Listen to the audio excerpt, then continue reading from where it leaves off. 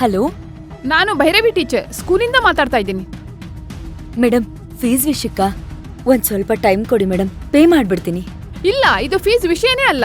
ಕ್ಲಾಸಲ್ಲಿ ಪಾಠ ಮಾಡುವಾಗ ಇದ್ದಕ್ಕಿದ್ದಂಗೆ ಭೈರವಿ ಮೂರ್ಛೆ ಹೋಗಿ ಬಿಟ್ಬಿಟ್ಲು.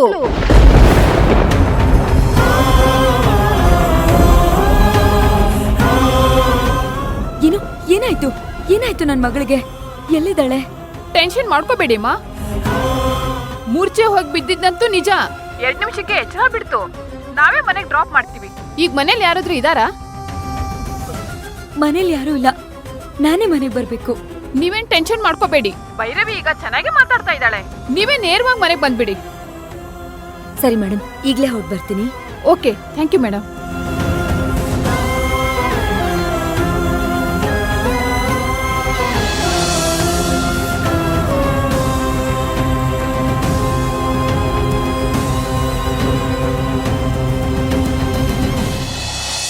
ಊರ್ಮಿಳಾ,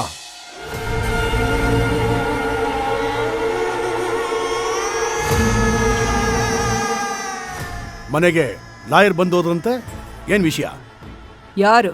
ಆ ಶಿವಗಾಮಿ ಹೇಳಿದ್ಲಾ? ಅವಳ ಕೇಳ್ತಾಳೆ, ನಿನ್ ತಂಗಿ ಹೇಳಿದ್ಲು.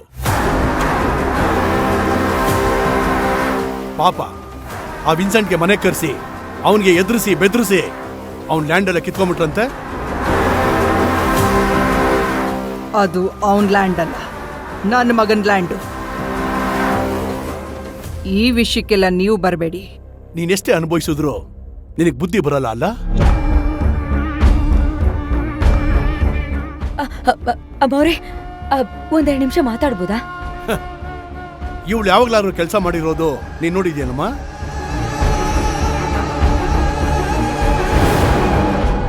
ನಾನೇನು ಮಾತಾಡಲ್ಲ, ನೀನ್ ಮಾತಾಡು. ಏನ್ ವಿಷಯ ಹೇಳು.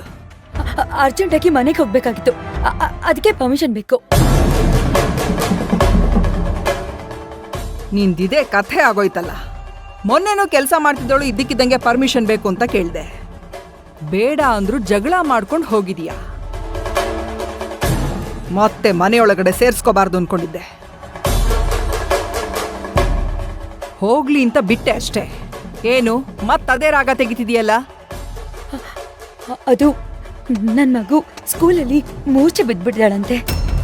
ಏನೋ ಪ್ರಾಬ್ಲಮ್ ಆಗಿದೆ, ಮನೆಗೆ ಕರ್ಕೊಂಡ್ ಬರ್ತಾ ಇದಾರಂತೆ. ತಕ್ಷಣ ನಾನು ಮನೆಗೆ ಹೋಗಿ ಡಾಕ್ಟರ್ ಹತ್ರ ಕರ್ಕೊಂಡು ಹೋಗ್ಬೇಕು. ಅದಕ್ಕೆ. ಹೋಗ್ಲಿ ಬಿಡು, ನಿನ್ ಜೊತೆ ಇದ್ದು ಅದು ಕಷ್ಟ ಪಡೋದಕ್ಕಿಂತ ಹೋದ್ರೆ ಹೋಗ್ಬಿಡ್ಲಿ. ಮೇಡಮ್